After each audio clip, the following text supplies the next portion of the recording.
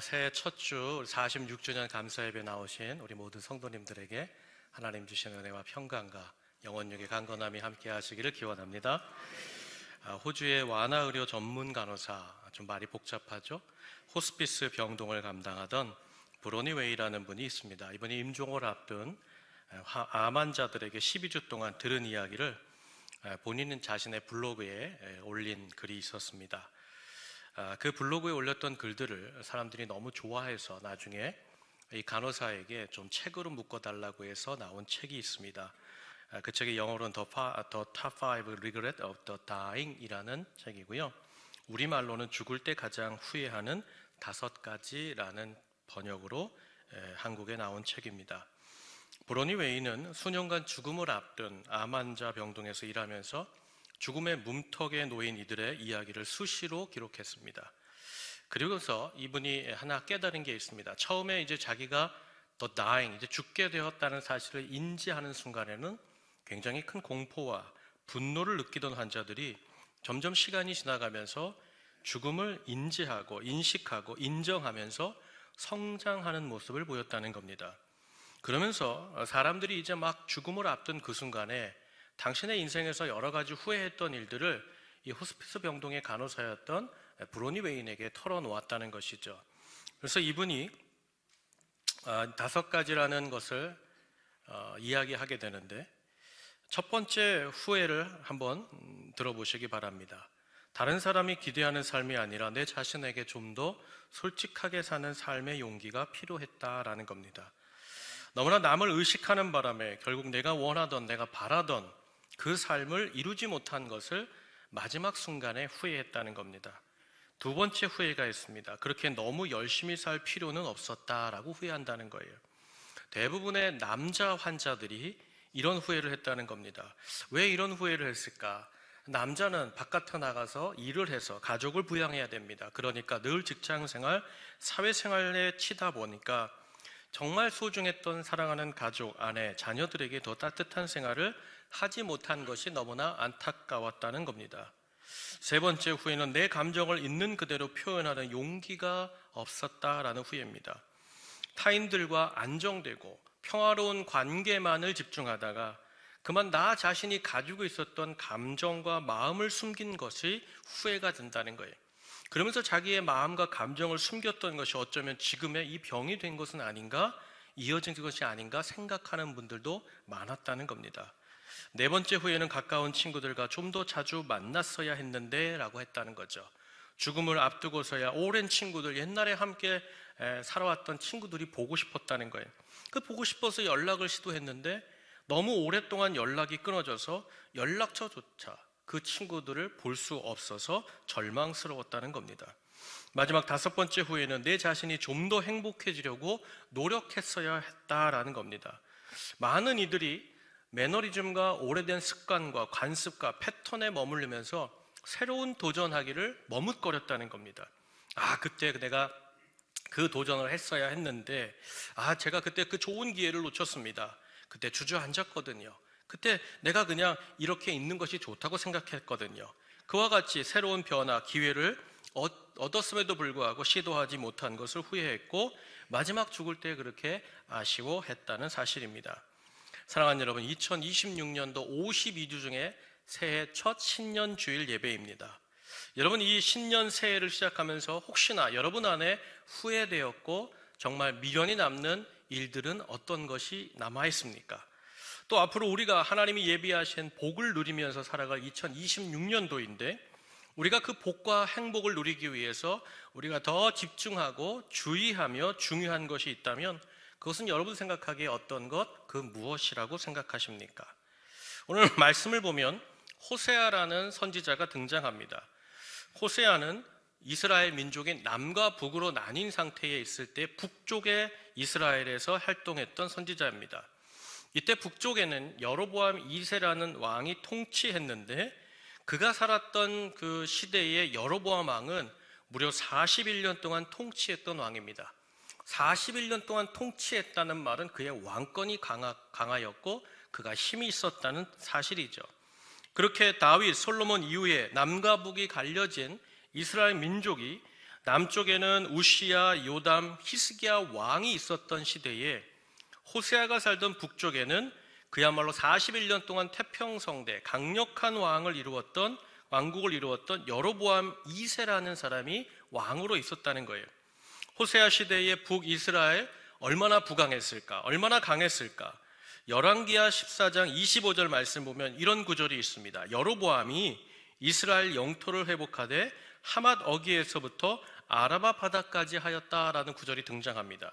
여기 보면 하맛 어기부터 아라바 이 지역까지 지역명이 나오는데, 이건 여러분 어렵고 복잡한 지역이라 기억하실 건 없어요. 근데 이 말이 뜻하는 게 무엇인가 하면, 북이스라엘이 다윗과 솔로몬이 가졌던 가장 확장되었던 그 영토를 여로보암 때 확보했다, 장악했다라는 뜻이라는 거죠.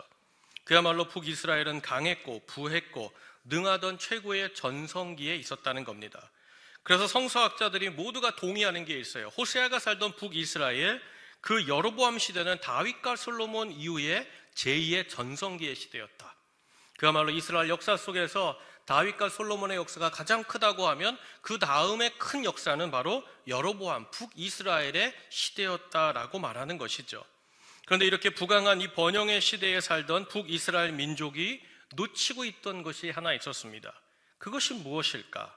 그것이 호세아서 13장 6절에 있는데 한번 다 함께 읽겠습니다. 시작. 그들이 먹여준 대로 배가 불렀고 배가 부르니 그들의 마음이 교만하여 이로 말미암아 나를 잊었느니라. 아멘. 여러분, 잃어버렸던 옛 다윗의 솔로몬의 왕토 영토를 다 회복했어요. 군사력도 강해졌어요. 감히 어떤 나라도 여로보암 시대에 침범하지 못했습니다. 게다가 더불어 물질도 보화도 길거리마다 넘쳐나게 되었다는 거예요. 솔로몬 시대에 걸맞게 비견될 만큼 잘 살게 되었다는 거예요. 그런데 무엇을 놓치고 있었는가?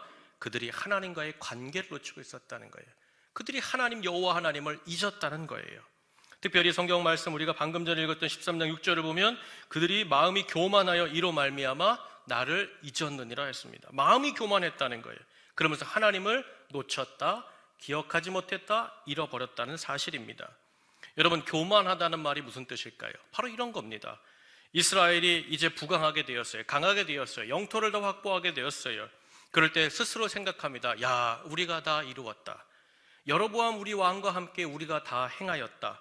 이 풍족함, 이 넉넉함 우리가 다 이루었다. 교만해지면서 하나님을 놓쳤다는 말씀입니다. 겉으로는 가장 부유한 시기였어요. 그러나 영적으로는 가장 밑바닥의 시대가 호세아가 활동하던 그런 시대였다는 거예요. 사실 우리에게도 이런 날이 있습니다. 그렇게 어려울 때는, 정말 문제가 가득할 때는 하나님을 찾아와서 엎드려 간절히 구합니다. 하나님, 내 인생, 내 가정, 내 삶의 터전에 흔들리는 문제가 있습니다. 내 자녀의 앞길이 막혀 있습니다. 그럴 때는 주여, 주여 간곡하게 주님께 나와서 기도하고 예배의 자리를 지켜갑니다. 그런데 주님께서 다 풀어주셨어요. 다 해결해 주셨어요. 아니, 이전보다 더 풍족하고 넉넉하게 하나님 앞에서 누리게 하셨는데, 아이러니하게도 그렇게 간절하게 하나님을 찾고 부르던 사람들이 하나님을 잊습니다. 기도하던 자리, 예배의 자리를 슬그머니 떠나고 마는 것이죠. 질병에서 건져 주었어요. 하나님께서 새로운 기반을 열어 주었어요. 그런데 오해하고 교만합니다. 아, 병에서 난 것은 내가 지금까지 관리를 잘해서 그래.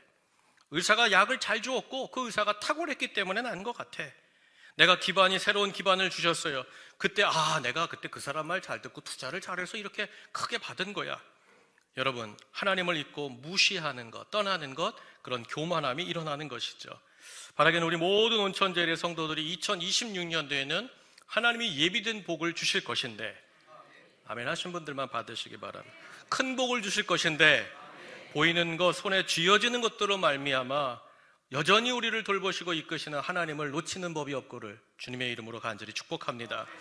이렇게 겉으로는 부유하지만 영적으로 무너진 이때에 하나님이 젊은 청년 선지자 호세아를 불러내신 거예요.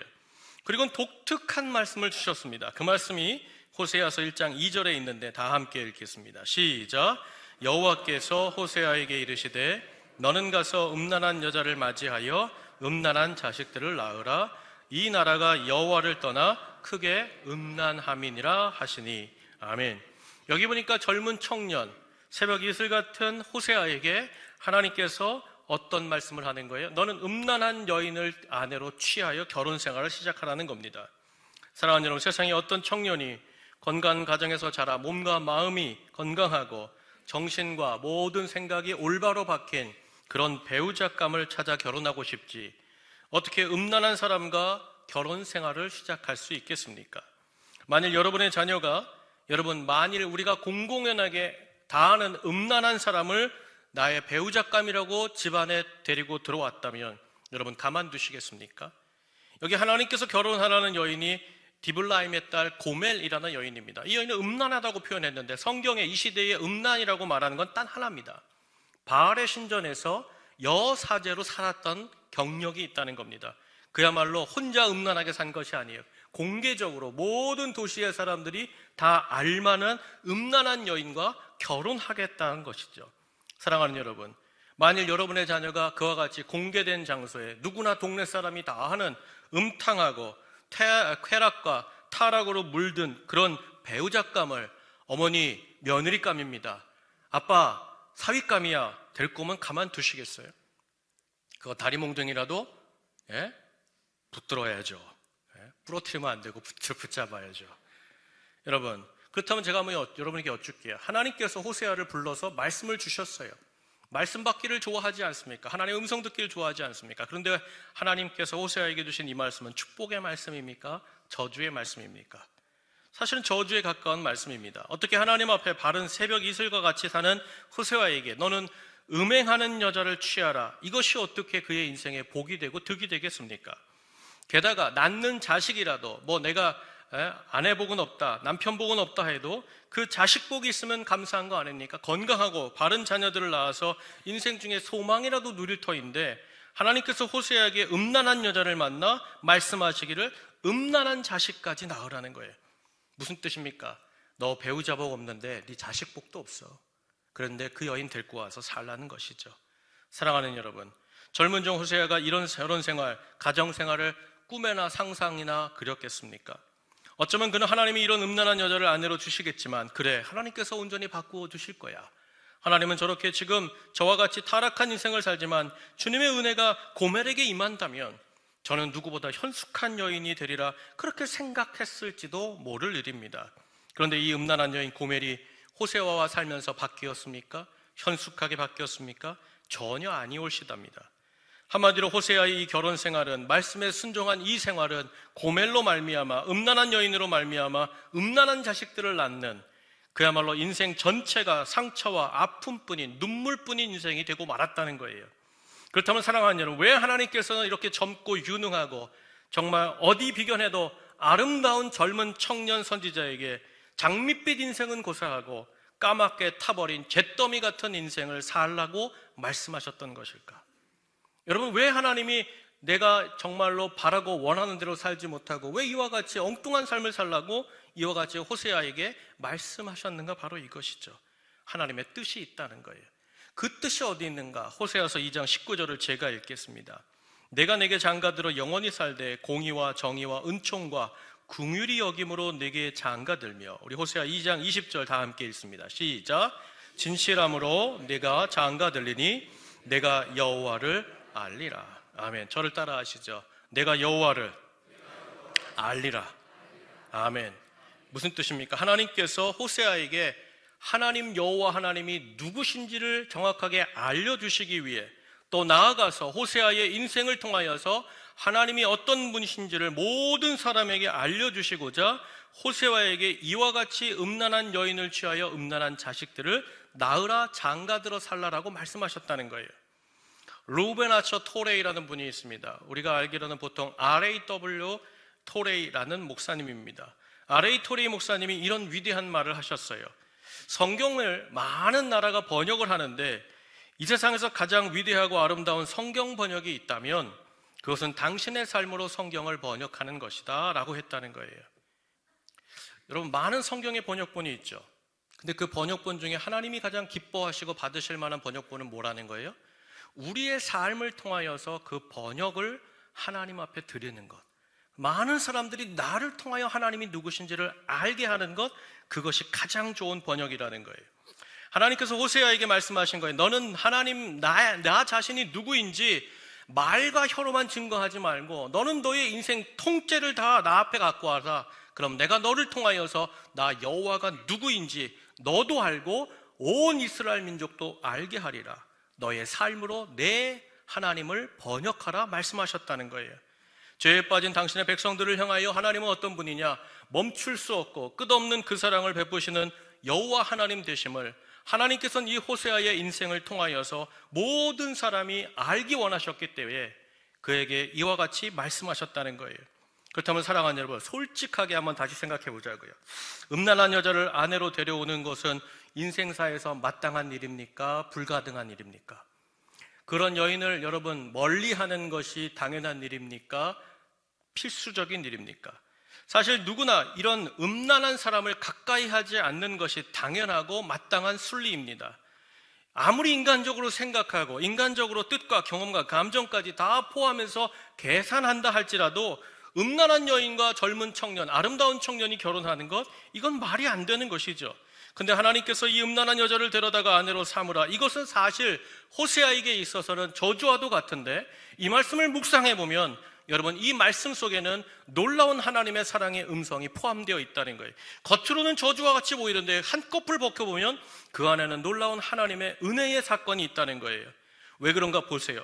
여러분, 고멜이란 이 음란한 여자는 세상 누구도 데려가지 않을 여자입니다. 모든 사람이 거들떠 보지도 않을 여성입니다. 음란한 여인입니다. 그런데 그야말로 그런 여성을 데려와서 가장 아름답고 건강하고 거룩한 젊은 선지자의 인생에서 가장 소중한 자리, 가장 정결하고 순결해야 되는 신부의 자리에 앉힌다는 것, 여러분 이것이 하나님의 인간의 사랑으로서 인간의 힘으로서 가능한 일입니까? 이건 가능하지 않은 일이에요. 근데 호세아가 이런 일을 감당했다는 것은 무엇입니까? 그에게 하나님의 은혜와 사랑이 전적으로 부어졌기에 이와 같은 일이 행해졌다는 거예요. 그렇다면 사랑하는 여러분, 오늘 이 음란한 여인을 아내로 맞이라는 이 말씀은 누구를 향한 말씀이겠습니까? 바로 이미 죄로 말미암아 타락하고 하나님을 모릅니다. 우상을 따라가던 타락한 나를 다시 회복시키고자 하시는 하나님의 놀라운 사랑의 음성인 줄로 믿습니다. 저는 오늘 이 아침 우리 사랑하는 성도들이 그 음성을 따라왔기에 이 아침 이와 같이 예배의 자리에 있는 줄로 믿습니다. 그렇다면 사랑하는 여러분, 우리 영혼의 회복을 위한 이 사랑, 이 은혜를 구체적으로 어떻게 우리가 누릴 수 있을까? 더 쉽게 말씀드릴게요. 어떻게 하면 우리가 이제 죄된 모습에서 떠나 새로운 인생, 새로운 하나님의 소망의 인생, 사랑받는 자의 인생이 되겠는가? 바로 이것이죠. 그 인생에 대한 답이 호세아서 6장 1절에 있는데 다 함께 읽겠습니다. 시작. 오라 우리가 여호와께로 돌아가자. 여호와께서 우리를 찢으셨으나 도로 낫게 하실 것이요 우리를 치셨으나 싸매어 주실 것임이라. 아멘. 저를 따라하세요. 여호와께로 돌아가자. 하나님께로 돌아가자. 사랑하는 여러분, 하나님께 돌아가자, 여호와께 돌아가자는 것은 어떤 도덕적인 윤리적인 결단을 말하는 게 아니에요. 또 어떤 특별한 구역, 예루살렘으로 가자, 성전으로 돌아가자, 그런 지역을 말하는 것도 아닙니다. 이것은 영혼의 변화, 내 마음의 유턴 현상이에요. 반드시 마음으로 말미암아 뉘우치고 회개로 말미암아 행동까지 결정되는 것이 바로 여호와께 돌아가자는 뜻이라는 거죠. 누가복음 15장에 보면요, 소위 말하는 둘째 아들의 비유가 나옵니다. 여러분, 누가복음 15장의 둘째 아들의 비유를 저는 참 좋아합니다. 종종 여러 번 읽고 묵상을 하는데 뭐 수백 수천 가지의 말씀을 전할 수 있을 만큼 아주 대단히 풍성한 말씀이죠. 그런데 오늘은 조금 다른 부분에 대해서 제가 말씀드리려고 그래요. 누가복음 15장 15절을 보면 그때 이제 아버지 앞에서 둘째 아들이 유산을 가지고 어떻게 합니까? 내 마음대로 내 인생 살아보겠다고 달려나갑니다. 그때에 이 둘째 아들이 들어간 곳이 있어요. 그곳이 누가복음 15장 15절에 나오는데 제가 읽겠습니다. 가서 그 나라 백성 중 한 사람에게 붙여 살았다. 한 사람, 그 나라의 그 민족 중에 어떤 한 사람의 집에 들어가서 살았다는 거예요. 둘째가 인생 한번 제대로 살아보겠다고 아버지 집을 떠나서 선택한 곳이 어디냐? 그 나라, 자기가 찾아 들어간 이방 나라의 한 사람의 집이었다는 거예요. 그런데 그 집에서 어떻게 됐어요? 그 선택한 집에서 그가 거지가 됐습니다. 알거지가 됐어요. 망했습니다. 그리고는 그 망한 사람이 당신 이제 돈 없네? 이제 우리하고 함께 살 수 없네? 그러니 당신 먹고 살려면 우리 집에 있는 돼지우리에 들어가서 치라고 말했다는 거예요. 여러분 보세요. 왜 둘째 아들, 부잣집 아들이 먼 이방 나라에 와서 이방 짐승을 치는 돼지까지 치게 된 것일까? 보시면 하나입니다. 갈 곳이 아닌 곳에 들어가 붙어 살았기 때문이라는 거예요. 그런데 여러분, 이 둘째 아들이 그 인생의 가장 비참한 참혹할 때에 한 가지를 떠올렸죠. 다시 내가 어디로 가야겠다? 선택지를 찾습니다. 그 선택지가 어디였어요? 다시 아버지의 집으로, 아버지를 향하여 가겠다고 결정한 겁니다. 그렇게 생각만 한 게 아니라 어떻게 하죠? 그 자리를 박차고 일어나서 아버지 집을 향하여 아버지의 집으로 돌아가는 그 길 위를 걸어갔다는 거예요. 그렇게 아버지께로 돌아갔을 때 그에게 예비되었던 역사가 무엇일까? 우리 누가복음 15장 20절을 다 함께 읽겠습니다. 시작. 이에 일어나서 아버지께로 돌아가니라. 아직도 거리가 먼데 아버지가 그를 보고 측은히 여겨 달려가 목을 안고 입을 맞추니. 아멘. 여기 보니까 거리가 먼데 아버지가 그 아들을 알아보고 달려와서 그 아들을 끌어안았다는 말씀입니다. 여러분, 이 말씀을 제가 드렸는데 지금 여기서 한 가지 제가 질문을 드리니까 한번 생각해 보세요. 아버지가 집을 떠날 때와는 완전히 달라진 모습, 완전히 망하고 거지꼴로 돌아온 그 아들을 알아볼 수 있는 것은 당연한 일입니까? 아니면 어려운 일입니까? 아니면 모든 것을 잃고 거지꼴로 다닌 아들이 여전히 아버지 집에서 변함이 없고 기품과 인자가 가득한 변함없는 아버지를 알아보는 것이 먼저입니까? 우리가 보통 친구들이나 관계 있는 사람들을 만나면서 그런 얘기를 하죠. 아유, 하나도 안 변하셨다고. 어떻게 나를 알아봤냐고. 아니, 예전보다 변한 게 없으셔서 지나가는 길에 선생님인 줄 알고 제가 만났다고. 근데 반대로 그러죠. 누구시죠? 우리의 변한 모습을 보면서 상대방은 알아보지 못할 때가 있다는 거예요. 보세요. 변한 사람이 변하지 않고 오롯이 서 있는 그 사람을 알아보는 것이 먼저입니다. 근데 놀랍게도요, 변하지 않았던 아버지, 조금도 그 기품과 인자함과 그 품격이 여전했던 그 아버지가 이제는 완전히 변하여서 떠날 때는 아들의 꼴이었지만 돌아올 때는 거짓꼴을 하고 돌아온 그 아들을 먼저 알아보았고 주저없이 그 아들을 향하여 달려가 끌어안았다는 거예요. 사랑하는 여러분, 무엇을 말하느냐? 지나온 인생 속에서, 아니 지난 한 해 속에서 우리가 이 세상의 모진 풍파와 수많은 사람들과 수많은 관계들 속에서 문제로 인하여서 우리의 모습이 아무리 헝클어지고 우리의 영혼이 망신창이가 되었다 할지라도 주님은 나를 단번에 알아보시고 이런 나를 향하여 가장 먼저 달려오시는 나의 하나님이신 줄로 믿습니다. 저는 올 한 해 우리가 누가 우리를 진정으로 변화시킬 수 있을까? 누가 단번에 우리를 새롭게 하실 수 있을까? 그런 힘과 능력을 가진 분이 누구인지를 알고 그분을 향하여 돌아가는 것이 여호와께 돌아가는 것인 줄로 믿습니다. 바라기는 사랑하는 여러분, 우리가 정말 돌아가야 하는 곳, 그곳으로 돌아가기만 하면 그 다음은 주님의 손에 우리의 회복과 우리의 소망이 있는 줄로 믿습니다. 결국 그렇게 하나님 앞에 돌아간 그 인생마다 주님이 열어주시는 복이 무엇일까? 그것이 오늘 호세아서 6장 1절 하반절에 있는데 우리 다 함께 읽겠습니다. 시작. 여호와께서 우리를 찢으셨으나 도로 낫게 하실 것이요 우리를 치셨으나 싸매어 주실 것임이라. 아멘. 여러분, 진짜 회복은 누구에게 있는가? 하나님께 있는 줄로 믿습니다. 그런데 여기 6장 1절 하반절 말씀 보니까 이상한 말씀 하나가 등장해요. 여기 보니까 도로 낫게 하시고 싸매어 주실 거라고 하는데 그 전제가 있어요. 하나님이 뭐 했다? 찢으셨고 하나님이 치셨다는 거예요. 분명히 하나님께서 치시고 하나님께서 찢으셨다, 매를 들었다, 어렵게 하셨다라는, 고통을 주셨다는 말씀입니다. 여러분, 우리가 세상 사람들에게 보통 하나님을 전할 때 이렇게 전하죠. 하나님은 우리의 상처를 싸매어 주십니다. 우리를 위로하시는 분입니다. 절대로 여러분 지금 당하는 그 고통, 그 가운데 주님이 계속 그대로 두지 않을 겁니다. 주님 믿으십시오. 그 어려움과 고통 속에서 예수님을 믿으면, 하나님을 믿으면 벗어납니다. 우리가 이와 같이 전하는데 오늘 말씀을 보니까 하나님께서 이상하게도 우리를 찢고 우리를 치시는 분이라는 거예요. 그리고 나서는 고쳐주시고 싸매어 주신다는 거예요. 이거 뭐 병 주고 약 주는 거예요? 왜 이렇게 하시는 걸까요? 하나님께서 왜 그 살아가는 자녀들을 치시고 찢으시는 걸까요? 여러분, 이 말을 오해하면요, 하나님이 치셨다, 하나님이 찢으셨다는 말을 마치 우리가 한글 성경으로 보면 사나운 들짐승이 작은 먹잇감을 이제 달려가서 치고 물어뜯어서 찢는 그 모습을 상상하는데, 여러분 여기서 치셨다 찢으셨다는 히브리어 원어는요 그런 뜻이 아니에요. 이 뜻은 무슨 뜻인가 하면 의사가 환자의 생명을 살리기 위해서 하는 수술 용어라는 거예요. 무슨 뜻입니까?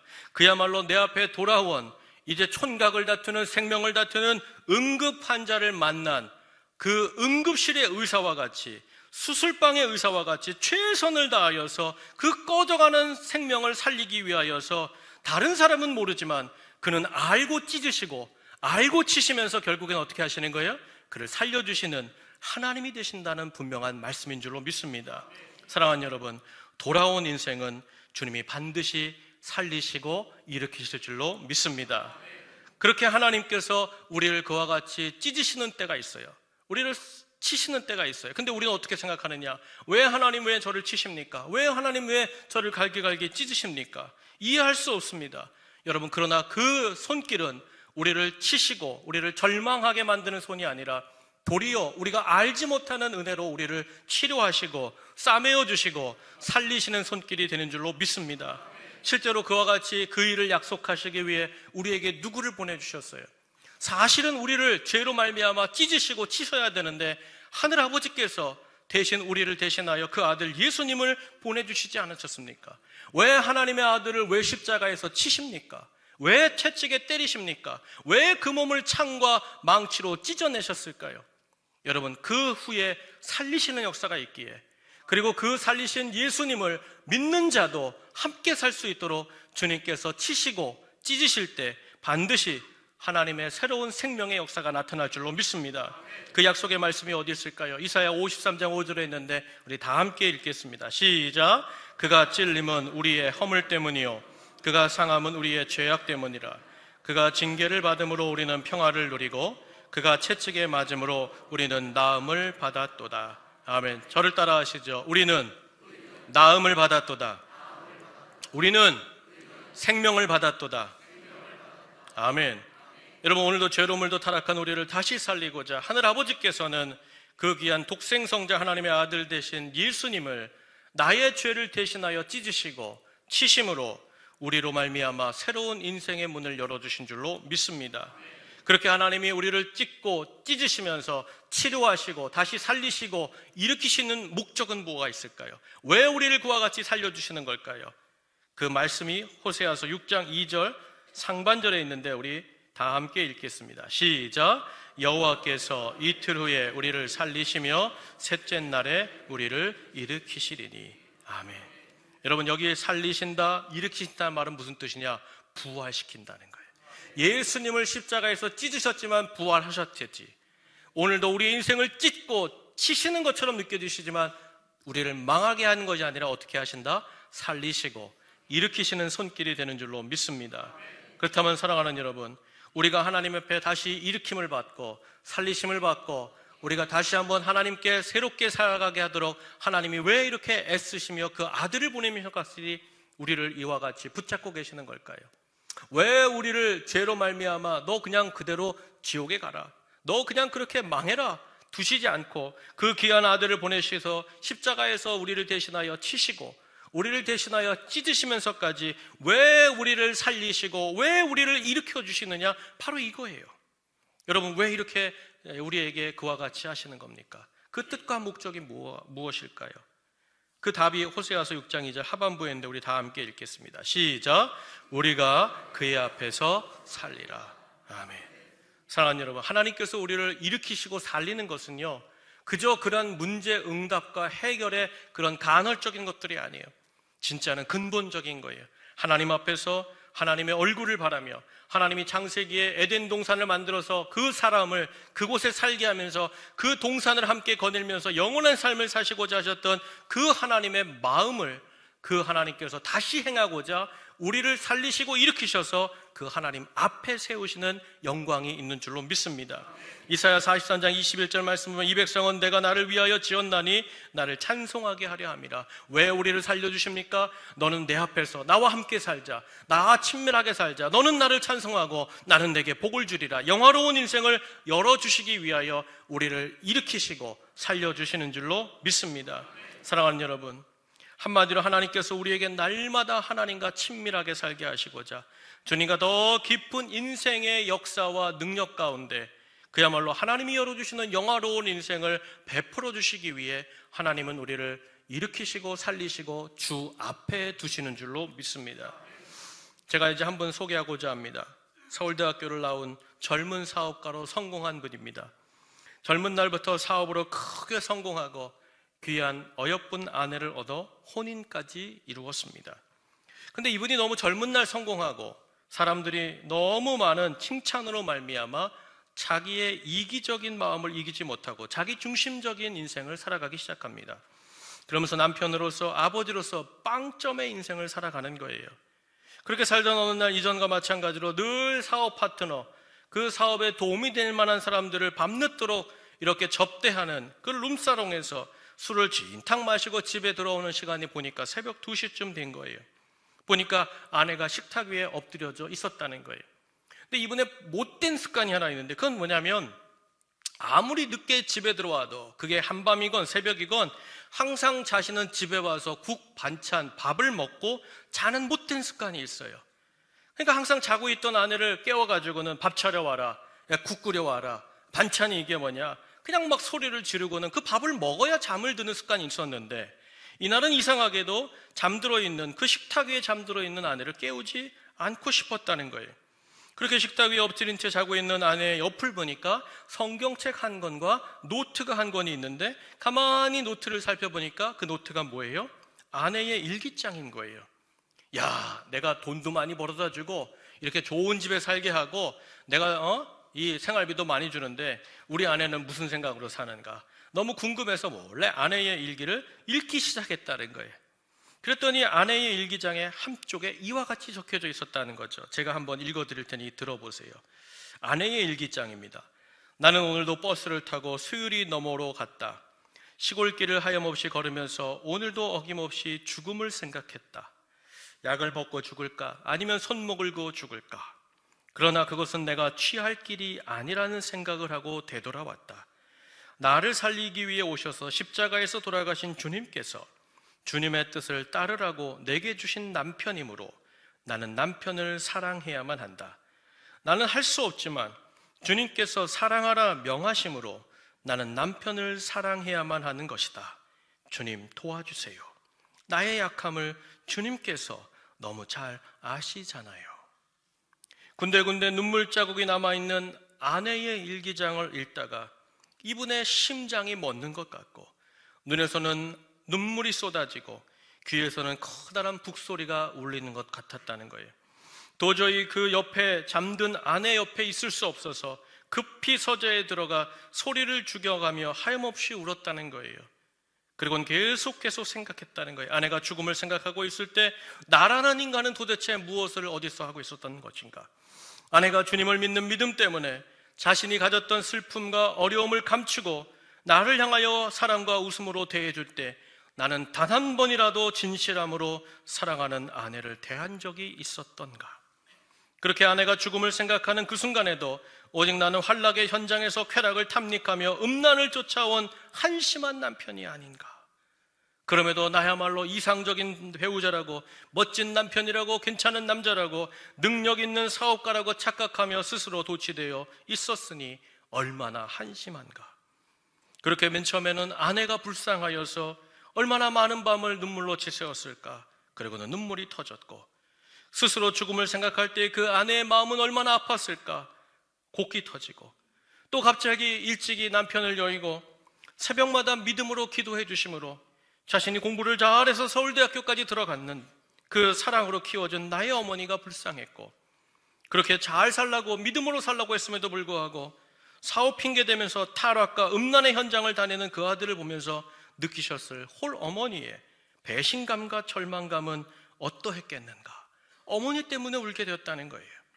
그렇게 서재에서 울다가 생각하면 할수록 자신에게 악취가 나는 것 같고 갈기갈기 찢고 더러워진 걸레 조각 같던 자신이 떠올라서 결국에는 자기 자신이 불쌍해서 통곡하며 서재에서 울었다는 것입니다.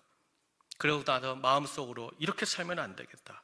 마음을 추스리고 이제 막 기도를 하려고 하는데 그 순간 자신을 누군가가 다가와서 포근히 덮어주는 것을 경험합니다. 다시 기도를 해야지 했는데 이번에 두 번째에도 누군가가 자기를 찾아와서 포근하게 안아줌을 경험하는 거예요. 그리고 세 번째, 눈을 감고 이제 주님께 기도하려고 하는데 그 순간에 주님의 음성이 들리더라는 거예요. 아들아, 나는 너를 단 한 번도 버린 적이 없어. 네가 나를 버리던 그 순간에도 나는 줄곧 너와 함께 있었는걸. 또 앞으로도 나는 너와 함께 살 것이야. 왜냐하면 나는 너를 사랑하기 때문이라. 이 순간 주의 음성을 듣고요, 이분이 완전히 주님께 돌아가기를 결심합니다. 인생의 방향을 완전히 바꾸기로 그 순간에 결정한 거예요. 여러분, 이 남자분이 누구인 줄 아십니까? 바로 100주년 기념교회를 담임하시고 은퇴하신 한국교회를 대표하는 성실하신 신실하신 이재철 목사님의 젊은 날의 간증입니다. 사랑하는 여러분, 제가 한번 여러분에게 여쭙고 싶어요. 이렇게 술 취하고 타락하고 이기적으로 살던, 음란하게 살던 이재철이라는 이분을 바꾼 것은 무엇입니까? 이재철이라는 이 사람이 그 밤에 서재에 홀로 웃었기에, 눈물을 흘렸기에, 통곡했기에 그 인생이 바뀌어진 것일까요? 답은 하나죠. 주님께 다시 돌아간 이 이재철이라는 사람을 주님이 다시 살려주시고 일으키셔서 너는 그 인생 내 앞에 살아라, 그 앞에서 살도록 인도해 주셨기 때문인 줄로 믿습니다. 사랑하는 여러분, 2026년 새해 신년 예배 이 아침 우리도 마찬가지입니다. 우리가 다시 하나님 아버지를 선택하고 돌아가는 그 길 위에 인생마다 가정마다 주님은 반드시 우리를 살려주시고 일으키사 다시 주님 앞에 영화로운 인생으로 펼쳐주실 줄로 믿습니다. 그러면 사랑하는 여러분, 오늘 이 아침 겉으로는 웃고 있지만, 오늘 이렇게 단정하게 다 차려입고 나와서 멀끔하니 다 앉아있지만 속으로는 울고 있는 분 여기 있습니까? 하나님, 왜 나를 이렇게 치십니까? 하나님, 왜 내 자녀의 인생길을 찢어놓으십니까? 하나님, 어찌할 수 이렇게 하실 수 있습니까? 하나님 앞에 원망하고 불평하는 분이 여기 있습니까? 하나님, 오늘 새해 아침이라 단장하고 왔습니다. 그래도 다시 한번 살려고 새해 신년 아침 주님 앞에 왔습니다. 그런데 주님, 솔직히 마음은 무근해입니다. 어렵습니다. 내 인생, 내 가정, 내 삶의 터전, 내 영혼마저도 어떻게 해야 될지 주님 길을 알지 못합니다. 답답합니다. 여러분, 하시는 분 있습니까? 시편 1편에 보면 복 있는 사람이라는 시편이 나오죠. 거기 보면 시편 1편 6절에 하나님이 분명한 말씀을 주셨어요. 우리 한번 다 함께 읽겠습니다. 시작. 무릇 의인들의 길은 여호와께서 인정하시나 악인들의 길은 망할이로다. 아멘. 사랑하는 여러분, 반드시 살리시고 주 앞에 굳게 세우시는 우리 주님께 돌아가는 그 길 위에 서는 이 아침, 이 예배가 되시기를 주님의 이름으로 축복합니다. 그렇다면 사랑하는 여러분, 왜 우리가 주님께 다시 돌아가면 그분은 우리를 새롭게 하시고 새로운 역사로 그분 앞에 살게 하는 것일까? 그 근본이 무엇일까요? 왜 그 인생이 바뀔까요? 고린도후서 4장 14절 말씀 다 함께 읽겠습니다. 시작. 주 예수를 다시 살리신 이가 예수와 함께 우리도 다시 살리사 너희와 함께 그 앞에 서게 하실 줄을 아노라. 아멘. 여러분, 예수님을 살려주신 하나님이 그 예수를 믿는 우리 위에 여전히 그분의 사랑과 은혜로 살려주시기 때문인 줄 믿습니다. 여러분, 주님의 사랑과 은혜가 우리 인생에 닥친 어두운 계절을 바꿉니다. 더 쉽게 말씀드릴게요. 우리의 인생에 아무리 눈이 오고 차가운 바람이 불고 내 인생에 얼어붙은 시내와 땅과 같은 삶의 터전이라 할지라도 계절이 바뀌면 그 땅에서, 얼어붙은 땅에서 싹이 올라오고 나뭇가지에 잎이 나고 꽃이 피고 열매 맺듯이 이 세상 가장 춥고 무거운 그 죽음과 사망 위에 내 주님의 변함없는, 멈춤 없는 그 사랑과 은혜가 부어지기 시작하면, 그 은혜가 임하면, 함께하면 지금 내 딱딱하게 굳어지고 닫혔던 이 어려웠던 계절, 차가웠던 계절은 다 녹아지고 주님이 다시 살아나는 그 열매 맺는 계절을 되돌려 주실 줄로 믿습니다. 그러면 사랑하는 여러분, 2026년도 누가 믿음의 인생이 될 것입니까? 누가 2026년도 저 하늘에 가득 쌓아놓은 그 복을 마음껏 누리며 하나님 앞에 살아가는 인생이 될까요? 다시 주님을 찾아가 주님 앞에 살고자 하는 그 사람에게 주님은 텅 비고 차가운 계절을, 나의 계절을 주님이 새롭게 준비하시고 열어주시는 열매와 소생과 기쁨의 계절로 되돌려 주실 줄 믿습니다. 여러분, 바로 이것이 우리가 여호와 앞에 살리라, 그런 인생이라는 것이죠. 그러면 사랑하는 여러분, 이 신년주일 아침 주님 앞에 잘 나오셨어요. 정말 잘 오셨어요. 다시 주님께 돌아온 이 길 여러분에게 복이 되고 여러분에게 영광이 되고 하나님이 주시는 영화로운 인생이 될 줄 믿습니다. 옆 사람하고 한번 인사하시죠. 한번 인사하실 텐데 이렇게 인사하세요. 내가 주님 앞에 왔습니다. 이렇게 인사하시죠. 네. 그럼 답을 해주세요. 잘 되실 겁니다. 이렇게 인사하세요. 잘 되실 겁니다. 바라기는 우리 사랑하는 온천제 가족 여러분, 여호와께 돌아가자. 여호와 앞에서 살자. 오늘도 우리를 향한 그 큰 사랑이, 은혜가 하나님의 놀랍게도 우리 인생과 가족과 모든 삶의 터전에 부어지고 있는 줄로 믿습니다. 다시 한번 하나님이 열어주시는 은혜의 계절을 사십시오. 세상을 바라보지 말고 하나님이 열어주실 복된 계절을 사모하십시오.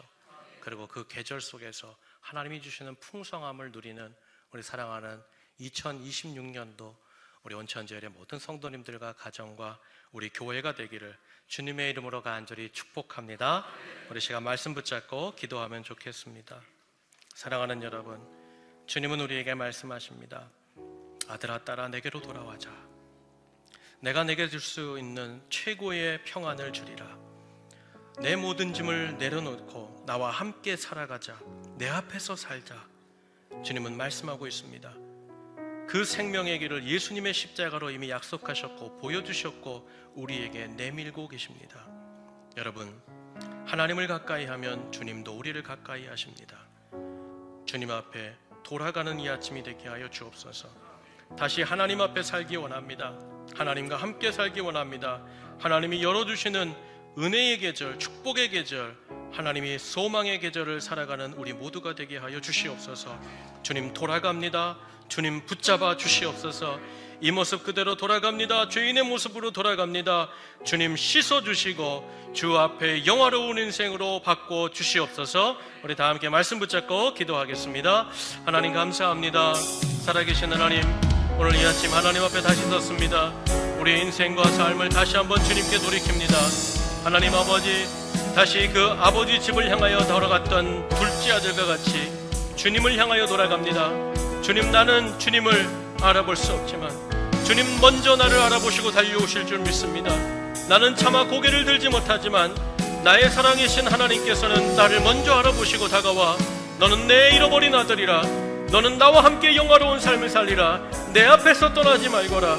하나님, 오늘도 그 복된 말씀을 붙잡았습니다. 다시 힘있게 하여 주시고 어두움 속에서 울며 떠는 인생이 아니라 주님이 바꿔주시는 봄의 계절로, 따뜻한 계절로, 생명의 계절로 나아가는 우리 모든 성도들이 되게 하여 주시옵소서. 신년 첫 주일을 예배를 열어주셨으니 52주 하나님 앞에 맡겨드립니다. 매 주일마다 하나님 은혜의 역사가 있게 해주시고 날마다 하나님 부르시는 성령의 바람과 하나님께서 열어주시는 생명의 역사가 우리 모든 성도들에게 가득하게 하여 주시옵소서. 주님 감사합니다. 살아계신 하나님, 우리를 사랑하시는 주님 감사합니다. 오늘 이 아침 주님의 음성 듣습니다. 너는 내게로 돌아오라.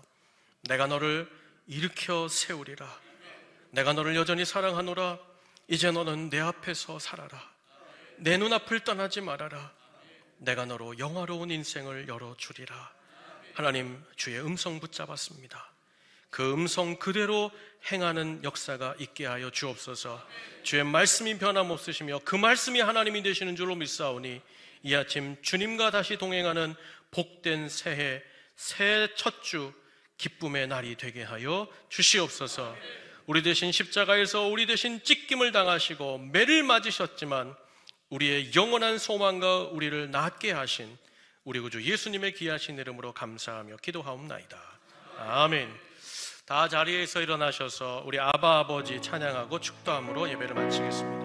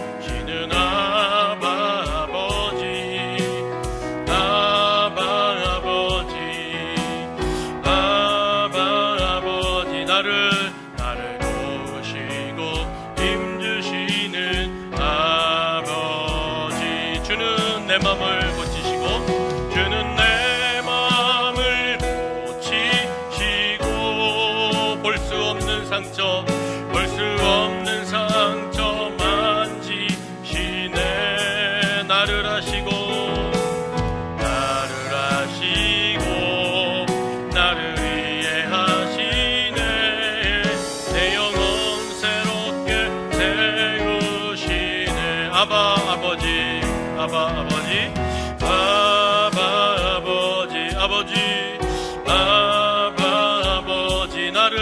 나를 안으시고 바라보시는 아버지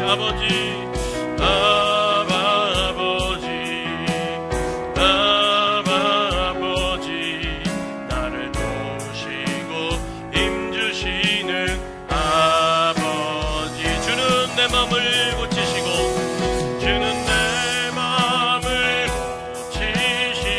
볼 수 없는 상처도 만져주십니다. 볼 수 없는 상처 만지시네 나를 하시고 나를 이해하시네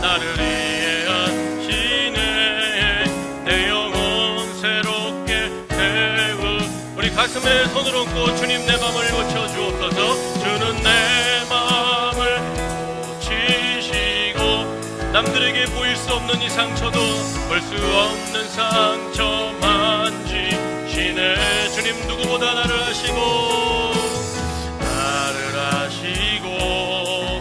나를 이해하시네 내 영혼 우리 마지막으로 하나님 주님 나를 고쳐 주시옵소서 주는 내 마음을 고치시고 주님 이 모든 상처와 아픔도 볼 수 없는 상처 만지시네 나를 아시는 줄 믿습니다 나를 아시고 나를 이해하시네 내 영혼 새롭게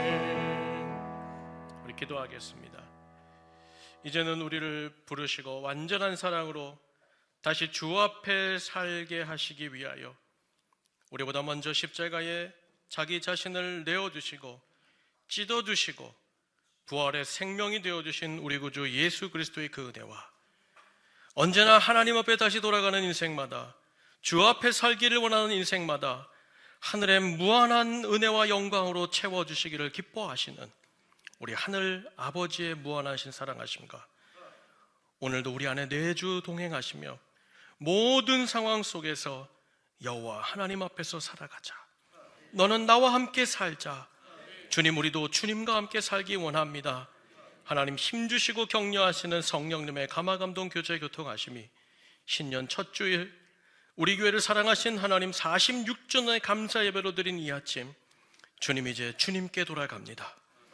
내 모습 이대로 주님께 돌아가오니 이제는 주님 회복되게 하여 주시고 우리 인생의 새로운 계절을 열어주시어서 언제나 하나님 앞에서 신실하게 살아가는 주님을 찬송하는 인생 되기 원합니다 그 소망과 바람과 믿음 가지고 나아가는 우리 모든 온천제일 성도들의 머리 위에 그 가정과 자녀들과 직장과 사업과 저들의 모든 삶의 터전 위에 주님이 세우시고 인도하시며 이제 하나님 역사를 드러내는 교회로 인도하실 우리 온천제일교회 위에 이 나라와 민족 위에 이제로부터 영원토록 함께 계시기를 간절히 축원하옵나이다. 아멘.